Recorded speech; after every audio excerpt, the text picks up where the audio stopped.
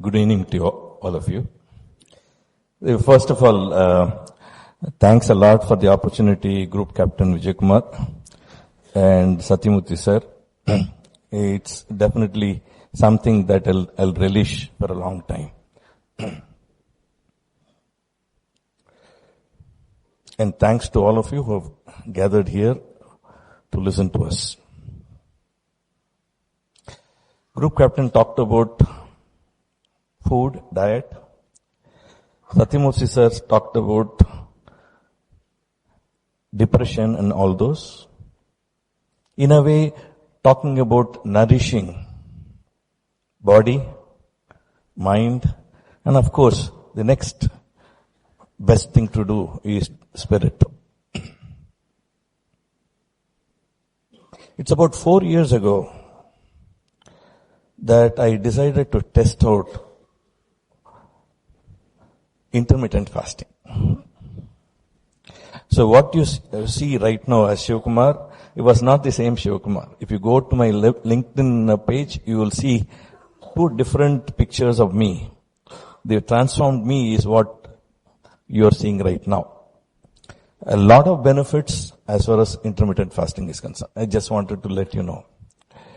As far as student happiness is concerned, thanks to our director, Professor Kamakoti, and the previous directors who helped me with initiating a lot of programs for IIT students,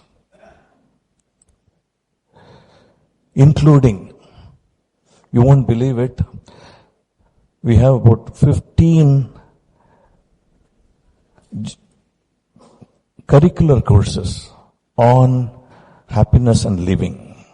Curricular courses means they will get grades in these courses. Thankfully, my position as Dean Students helped in terms of initiating these initiatives.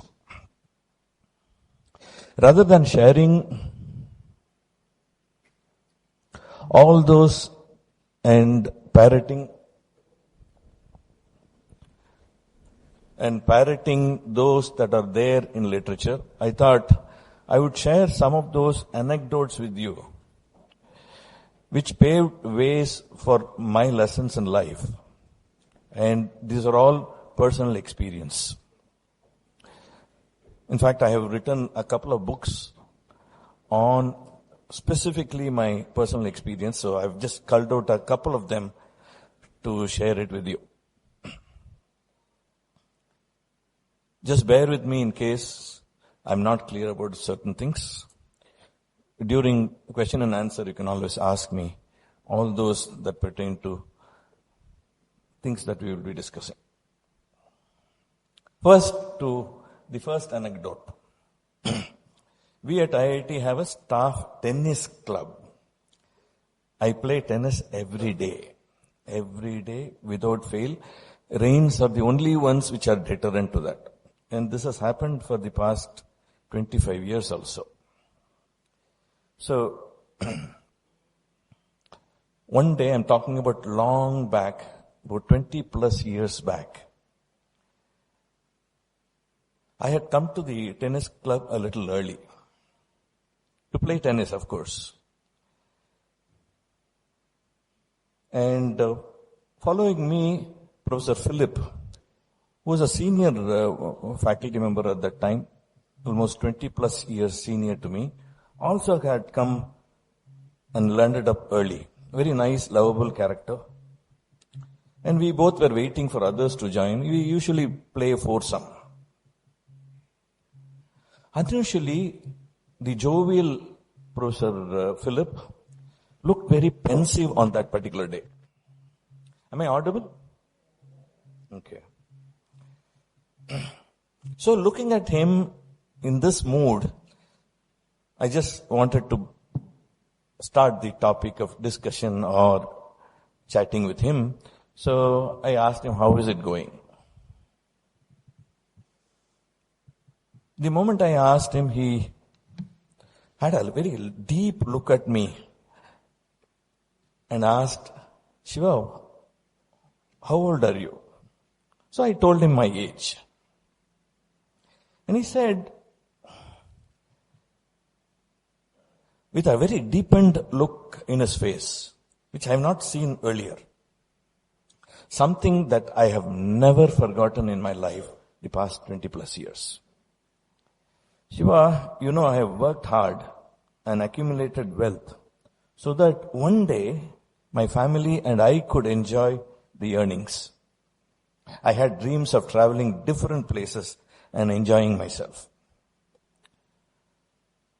But now at this age, I seem to have lost the energy to make such long trips, and I see no use for the money that I have earned so far. And therefore, please don't postpone enjoyment and keep slogging at work. Balance both. An advice that I cannot forget. Of course, on a daily basis, I'm trying to adhere to that advice. I'm not doing that well as far as that is concerned, but that thought still remains in my mind. So this is the first one that I wanted to communicate to you, that not to postpone happiness and slog at work. There has to be that balance that he taught me. He's no more today, but a wonderful person in terms of moving with him. Till date, I've been following some of it. So this is the first anecdote I wanted to share with you. Let me move on to the second one. This is also interesting. Of course, with one of my professors. I was doing my master's at IIT Madras after BTech. I felt like not going outside of India. I wanted to remain in India. So the next best option was to do master's at IIT Madras. And I had the occasion of working with this professor, who was also my BTech thesis advisor. And he was working on lots of projects. And it gave me an opportunity to learn a lot. But not just subject matter, but also professional and personal insights that he had. I'm going to share with you one of them. What I noticed when I was working with him was that I would see him always at work, irrespective of whether it is weekends, holidays, evenings, late evenings. Right? He was always there in the office. So one day, because we used to go for this project travels to go inspect, etc., etc. I'm a civil engineer, by the way. One day while traveling with him on a project assignment, I took the courage to ask him this question. Sir, shouldn't you take a break and enjoy yourself? I see you working all the time. He asked me what he would miss if he had not taken a break or a vacation. Spat came my answer. You would miss a lot of fun, sir, going places and enjoying. And he asked me, so what you're saying is fun is when you take a break and get a holiday? I nodded, saying vigorously, yes sir, yes sir. He said, Shiva, in that case, every day is a holiday for me. Every day is vacation for me because I'm having fun at work. What a wonderful statement that he made. I realized how foolish we are separating work from fun, pleasure. Work and fun, work and enjoyment. Working days and holidays, right? It was indeed a powerful paradigm shift which till today I follow. I have a lot of fun. Of course, being with students is nothing less than anything else that you can do in life. So it was a great treasure that I got from this professor. Anecdote 2. Let me go to anecdote 3. So we discussed 2 of those learnings. So it was a period that I returned from Caltech. Things were going very well. At one point I had the largest number of research scholars working with me, students working with me. I have a huge number of research scholars who have graduated with me. I was rapidly getting towards the peak of my career. But I observed one thing in me. I seemed to be an arrogant and greedy person at that time. Internally, that was a realization I had that I'm trapped into this greedy, self-promoting attitude person with no empathy for others. It didn't feel good for me, at least from within. But I was continuing whatever life that I was continuing with. And around that time, I happened to get a call for evaluating a thesis at BHU, which is located at Kashi, Varanasi. As you know, it's a custom among at least people from South India to leave behind something they cherish the most when they visit Kashi. Right? Most of you must have definitely heard about this. And I remembered that my mom had gone some time back, so I called her and asked her, Mom, what did you leave? What did you leave? நீ சொல்லவே இல்லையே. How many of you don't know Tamil? Okay, only a couple of them. Not many times will I use that, but I told her, okay, you've not told me what it is that you left at Kashi. She started telling about why you should leave, etc., etc. You should leave something that you cherish. Ma, tell me what you left. She said, Pavaka, Shundaka. Bitter gourd, and I don't know the translation of Shundaka, which is a small, bitter vegetable. Huh? Turkey berry. Okay, so that's where it is. So I just ridiculed her and kept the phone down. And I was thinking about this. What is it that I was cherishing at that time?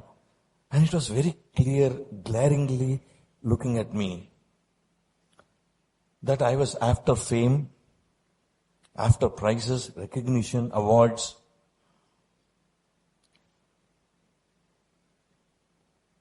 And this thought was just going rounds and rounds and rounds in my mind. And the thesis defense was over in the morning. I had time till the evening. The host said, Sir, shall we go visit places in Varanasi? I said, okay. And when I went to Kashi Vishwanath temple, standing in front of Kashi Vishwanath temple, I'm not a religious person. In fact, very close to atheist in a way. In front of that, and this thought came rushing towards me. At that moment, spontaneously, I promised to myself that I will leave out all these, the fame, the awards, recognition, etc., etc. At that spur of the moment, I didn't realize what I was leaving. Back home, come to my office, it was not easy just leaving all those things because I was after all those. It took me 6 months, and these 6 months were golden period of mine because I found the freedom in that kind of life. I don't have to run after something. I was in control of my life. And that was the greatest gift that I gave to myself. And from then on, this freedom just took over. Many of us don't understand that we are architects of our own lives. We can write our own story, is what I realized at that particular time. When I look at all the students and colleagues of mine today, because my world is very small, it is just IIT Madras and IIT Madras, apart from my family. But I see a lot of this going on among students and colleagues. And therefore, I resorted to what is called listening to every one of them when they come, want to share. You won't believe, and I'm telling the truth, till today it's about 1,600 odd students and colleagues who sat in front of me with tears rolling down their cheeks, sharing what they were going through. I'm so happy because I've been improving as far as my listening is concerned. I also started a listening club. Right? There are about 100 members currently, and every one of you is welcome to join that listening club, because what the world lacks today is listening. All these countries talk about talks. It has to be listenings. Right? The two countries come together listening, not talk. There are a lot more stories that I want to share with you, but time is short.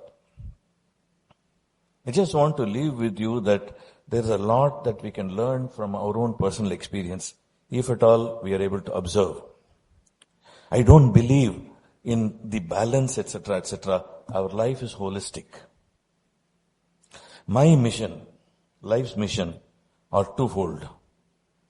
One is, can we just do away with exams completely? Number one. Number two, can I influence 1 billion people, at least to start with 1 million people, to be happy? We at IIT offer a course called Happiness, Habits and Success. There are about 1,000 students who have registered for the course every semester, and we offer this course. Thanks for listening to me. We'll share more. Thank you.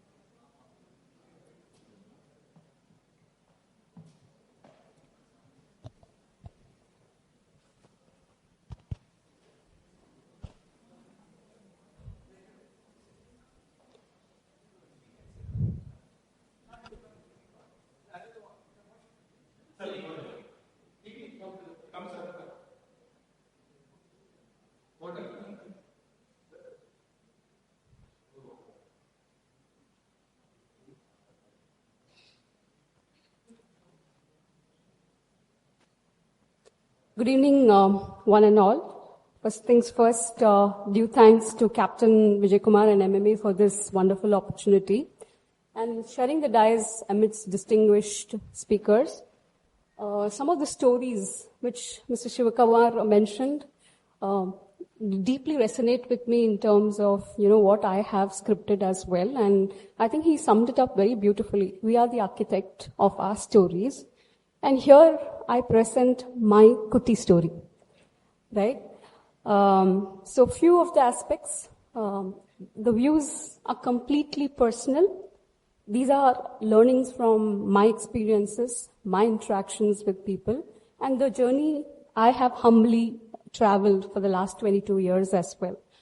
And having spent more than 20 years in the organization, a lot of lessons resonate back to the ecosystem which I have created. So this is my ecosystem, and I hope some of you will relate and take something from my experiences as well. While Group Captain did allude on the pursuits, career pursuits of mine, I just thought I'll take some time and explain me as a person. So this is me, a passionate people person, a working parent, sibling of 2 daughters born to parents who had 6 kids. 3 survived, all girls survived, and 3 boys who passed away very young. And with the aspiration of having at least 1 boy in the family, me and my sister were born. Learner for life, a fitness enthusiast. I travel, I trek, I weightlift, and I run as well.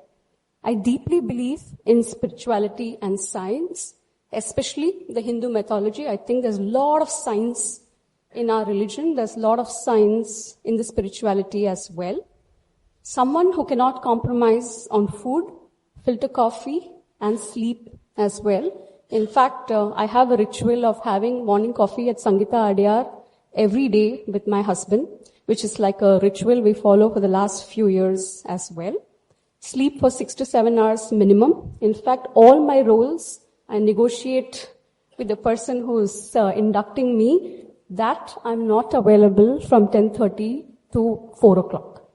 And post 4, I'm available. In fact, when I took my role for Americas, servicing from here at offshore, I did mention very clearly to my boss, who's a unit head or a business head, that I know America works in the night, which is my night, but I will not be available in the night, but drop me the work. Before you get up, the work will be done. And that was the arrangement which I had. So these things I cannot compromise. I hate clutter and fakeness. Experienced architect, both at work and kitchen. I enjoy. And kitchen gives me a space to vent out all my anger. So whatever happens at office, I look at the chopping board and chop, chop, chop, chop. And that's where I vent my anger as well. But I do cook with a lot of love. Let me also add that as well. Fairly organized and planned. But most of the planning happens in my head, not in the paper. I'm trying very hard to put it on the paper as well. Makes time for family, friends, and me. Now, why this becomes important? I know some of the looks I get is, oh, you're an HR. And HR, it's doable, all this, what I mentioned. But let me also tell you that I have done all this based on my career journey as well. As I said, I spent 20 years with TCS, and both the organization and nature has been very kind to me. Started as a lateral EP lead, and then moved on, especially during the growth stage of TCS in 2004, leading the recruitment initiatives. Moved on to take up a lot of unit HR roles, handled corporate roles as well, went overseas, which was one of the biggest decisions in my life, going as a single parent with my 5.5-year-old boy. But amazing learning experience, both personally and professionally. Came back and had the opportunity to work at corporate, charting out the DEI strategy, the leadership strategy, and other things. And today, handling the largest branch, which allows me to interact with a whole lot of people as well. So it doesn't get away saying, oh, you're in HR, all this is possible as well. So here are some of my experiences and some of the stories which Mr. Shivakumar actually said beautifully resonate with me as well. Now, this has worked with me, keeping my context, my aspirations, my ecosystem. It may work for some of you, may not work for some of you because the environment situation is completely different. So what has worked for me? One is define priorities and set boundaries as well. Each of us need not measure success with what the other person has achieved. It's like he said, it's my story, my journey, and hence I set what matters to me the most. It is either professional, growth, family, health, or a passion project as well. So these are some of the things where I have looked at roles in career. I've also taken a step back in my career to also prioritize my family as well. Very recently, even at this stage, last year, I took a 5 months off because my son was doing his 12th. And while today's generation does not need help from parents, I was just physically there to help him as well. So those are the priorities I decide and I set. So that's something which I think is important, not measuring success with what the world calls it a success, but define your own success by defining boundaries and setting your priorities as well. Second, integrate, don't separate. Again, going back to what Mr. Shivakumar had just mentioned, it's holistic, right? The problem we have is when we juggle. And when we call balance, it is about trading one for the other. trading your work for life. But when we integrate, and believe me, technology does allow a lot of integration, and thanks to COVID, the integration has actually accelerated as well. I think it's about integration and not separation, looking at it holistically as well. And how did I find it? It was in terms of defining my passion and my purpose. So I think the question to ask is, what is your ikigai? What is that gives you energy and a kick? What is it when you get up, excites you the most and keeps you running as well? And I have found a lot of things in my journey as HR and even as a parent. When we make a lot of offers, we work 7 days a week, especially with the targets which we have for the organization, this size and this scale and this volume. It's working 7 days. So the choice I make is complain that it is 7 days, or when 1 year down the line, I meet someone on the road and they tell me, do you remember me? You are the one who recruited me and I'm doing really well. I'm a first generation graduate and you were the one who gave me that offer. You were the one, who guided me in terms of joining an organization or charting my path. That is a sense of passion and purpose. When you go through the process, it's always difficult. And I've seen this live when I've seen my son when he was 6 years building Lego. I think most complicated Lego he would have, he would spend hours and hours, in fact days sometimes, but the joy and happiness he gets and I get as a result of it when he had completed that Lego, and it's a beautiful design or what it was meant to be. That joy, that sense of purpose, that finishing is always the happiness which it gives. So I think it's about blending holistically in terms of opportunities that align work and personal interests. I think that is something which is very, very important. Do something in terms of what you love. Like he mentioned, either make work fun or make fun work, right? I think that's an important aspect. The third thing is practice flexibility. Every day is not a bed of roses for me. Every day is not a straight road for me. I've had a bumpy ride as well. There have been ups and downs as well. Life changes, work changes, and so do our needs and priorities as well. Adjust and adapt. I think that is another important lesson. Especially as a long distance runner, when you have to cover your 21 or 42 kilometers, there are a lot of times you'll actually slow down. So you need not be worried about the other person who's running with you, who has run faster. But sometimes slowing down actually propels you forward. It actually reserves the energy which you need to complete your race. And that's flexibility for me. It's okay to slow down sometimes, but refuel, re-energize, and then go ahead. What's important is staying course. I think that is something which I look at as something which has worked with me in terms of life and work going on, but staying course as well. Delegate and ask for help. I think investing in relationships, both at work and at office, is something which is very important. I think there's a very famous saying which goes, behind every successful man, it's a woman. Behind every successful woman, it's a man, it's a mother, it's a mother-in-law, it's a maid, and the list goes on and on and on. So that's the ecosystem, I think, which we need to definitely invest on. It is important to note and realize that it's actually a sign of strength. Asking for help, delegating, outsourcing, anything is actually a sign of strength and not weakness. And lastly, talking about self-care. I'm not going to wait for a knight in shining armor to save me when I'm in a difficult situation. I am my own knight. So it's okay to not be okay. Just be kind to yourself and let this too shall pass. I think these are some of my experiences as well.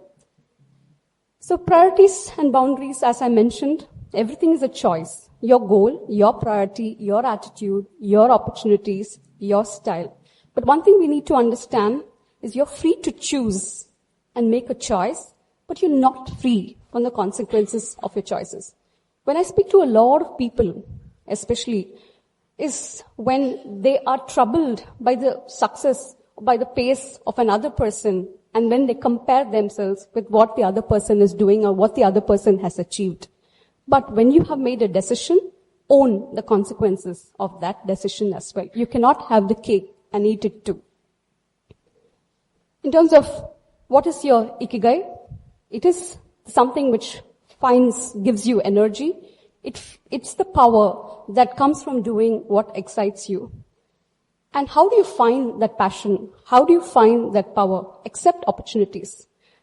I believe in not having a set of constraints or theory of constraints, but looking at the art of possibilities. So whenever an opportunity has been given, it's not what the opportunity is, but what I can make of that opportunity. Accept challenges and take calculated risks as well. In terms of practice flexibility, taking a step back, as I mentioned, propels you forward. But what is more important is a lifelong learning. Invest in a skill. The last 22 years, I have ensured that I learn one skill a year. It could be personal, it could be professional. So I have ensured that, it could be design thinking, it could be agile, it could be learning driving, it could be also swimming, it could be even putting columns or even baking. There's something which I have invested on as a skill which I can repurpose probably at a later point of time. So stay curious, have that childlike curiosity, and be a lifelong student as well. So it's important to note that life changes when you become more committed to your dreams than you're in the comfort zone. Learning happens when you intentionally move behind or move beyond the comfort zone. Delegate and ask for help. As I said, invest in relationships at home and work. Surround with positive people and people who care. Draw inspiration. There's so much we can learn. Sometimes I'm amazed. Will this span of life be enough to learn? Especially at the pace with which things are changing, technology is changing, people are changing, context is changing. Is the learning enough? I think that's something which is very, very important. And most importantly, being consistent and persistent as well. Prioritize self-care, especially to a lot of women I know. I think we go behind being super moms, super wives, super friends, super daughters, super bosses. Especially the PTAs give me a lot of tension.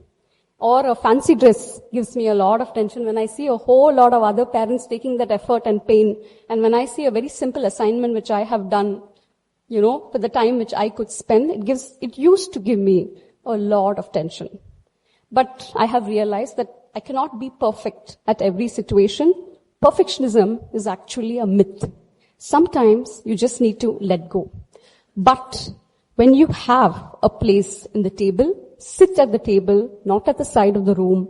Success I have got is purely because of my self-worth. I think that's important to accept. Self-care and self-love. Make time for exercises, relaxation, and activities that recharge as well. Some tricks and tips, I think for all of you, which I have practiced. I've learned a lot from the Japanese methodology as well. It's important to journal the good, the bad, and ugly. Even today, when I had to reflect on what will I speak, the entire thought of making this PPT was also a journaling for me. If I had to sum up my life of 22 years in a PPT for 15 minutes, what would it be? That was a journaling as well. It was a good reflection for me. Kanban, having a list in terms of to do, what I have completed, what is important, what is urgent. Having that list always helps me prioritize. Procrastination is something which I think should be dealt with immediately. I follow the Pomodoro technique. Something which requires 2 minutes has to be done then and there. Something which takes longer time, I probably follow the Pomodoro technique, which is 25 minutes of work, 5 minutes of recharge. 25 minutes of work and 5 minutes of refueling as well. Kaizen, It's not big bang changes. It is small changes, small improvements, which actually go a long way. In fact, I learned this from my coach. First is to do, then it's to do this, and then it is to do this way. That's the way you graduate in terms of excellence. Wabi-sabi, which is being okay with imperfections. Sometimes we take a long time to think, to plan, and wait for that perfect moment, perfect situation, perfect event. But let's enjoy faults. Let's enjoy imperfections. So getting started, enjoying, learning on the go, and then improving as well. I think that's something. And going back again to Mr. Shivakumar, Hari Hashibu. We talked about diet, we talked about nutrition. I follow a lot in terms of 80% stomach, in terms of having mindfulness in terms of your nutrition, the connection between the nutrition, mindfulness, and energy levels as well. I think the trick is to stop at 80% satiety, being very mindful on what is in your plate, and stopping when you're 80% full and not 100% full as well. I think that's something which has helped in terms of the energy levels. And I have a very, very disciplined life, getting up at 4 every day and finishing dinner by 7 as well. That's why I gladly accepted the snacks which was given here today, thinking it's my dinner. To sum it up, everybody has their Everest to conquer, because your situation, your challenges, your aspects are completely different. Here is how I am finding my Mount Everest. I have set my goals very clearly in terms of how much I want to work, when would I want to retire, how do I plan my entire year. Strive to understand yourself, your situation and ecosystem to realize your best potential at that point of time. But also being aware the situation is not permanent. Things change, life goes on. Being aware, keeping myself relevant, exploring and building on my strengths, and forming a team or a second layer to build on my weaknesses or cover up for my weaknesses as well. Nurture hobbies. Have an alternate skill. Build an alternate skill which will, in the future, help you generate your revenue and your income or your passion project as well. Experience life. It's not the big things in life. It's not the big things. Happiness comes from small moments. From small moments, from living that particular moment.